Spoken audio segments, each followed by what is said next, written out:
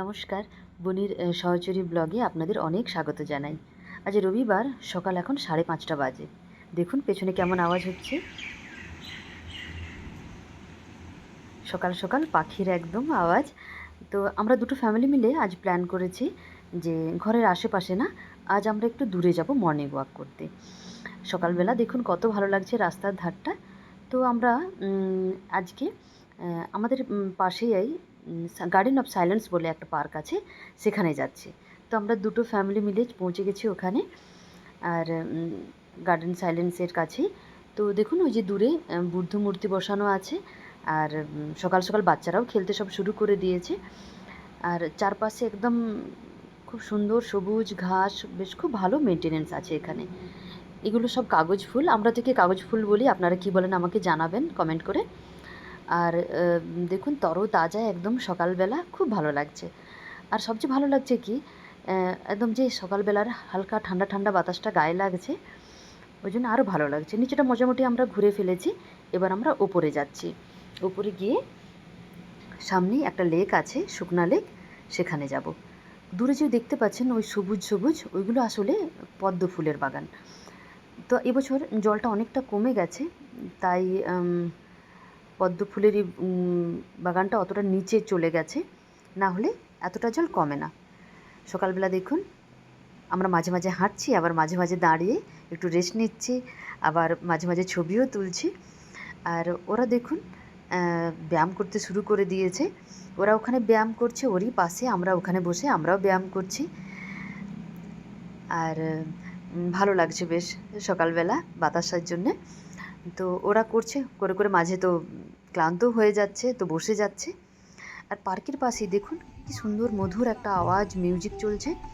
তো এই মিউজিকের জন্য সত্যি আরও ভালো লাগছে,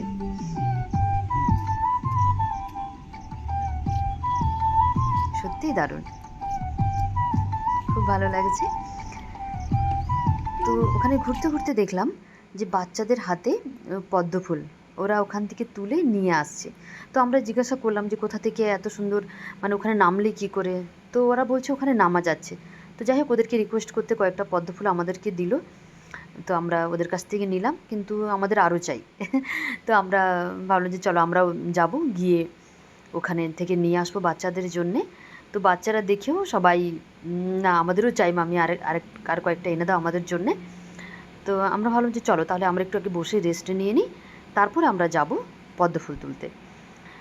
তো আমরা এখানে সবাই মিলে বসে পড়েছি, জল খেলাম, তারপর বাচ্চারা জুস খেলো, আমরা চা খেলাম। চা খেয়ে একটু রেস্ট নিয়ে আমরা চলে গেলাম পদ্ম ফুল তুলতে। তো যেহেতু জলটা অনেকটা কমে গেছে, তো সবাই নিচে নেমে পদ্ম ফুল তুলছে। তো সামনাসামনি দেখছি সেরকম আর নেই, একটু নিচের দিকে আছে পদ্ম ফুল। আমরা এই দিকটায় তুলছি আর ওরা তুলছে ওই দিকটায়, ওদেরকে তো দেখাও যাচ্ছে না। তো দুজনে অনেক চেষ্টা করে আমরা কয়েকটা পেলাম পদ্ম ফুল। তো এই দিকটায় দেখছি একটু দূরের দিকে, তো একটু দূরে হাতের নাগালের বাইরে। তো আবার একটা ভয়ও আছে যে পদ্ম ফুলের নিচে যে কাদা আছে, বাই চান্স যদি আমরা পড়ে যাই তাহলে একদম ওখান থেকে ওঠা মুশকিল হবে। তো মোটামুটি সাবধানের সাথে ওখান থেকে আমরা পদ্ম ফুল তোলারই চেষ্টা করছি। তো যাই হোক, আমরা কয়েকটা মোটামুটি পদ্ম ফুল পেয়েছিলাম, কুঁড়িও পেয়েছিলাম কিছু। তো পদ্ম ফুল তো তুলেইছি আমরা, আমরা আবার কয়েকটা পাতাও তুলে নিয়েছিলাম। তো বাচ্চাদের হাতে প্রথমে আমরা কি বলি, তোরা পাতা নিয়ে খেল, তারপর আমরা পদ্ম ফুল তুলে দিচ্ছি। তো পদ্ম ফুল তোলার চেষ্টা তো চলছেই আবার। আর এভাবে আমরা বেশ কয়েকটা পদ্ম ফুল পেয়ে গিয়েছিলাম। এবার দেখুন আপনাদেরকে একটা দেখাই, কত সুন্দর তরতাজা পদ্ম ফুল আমার হাতে, খুব ভালো লাগছে।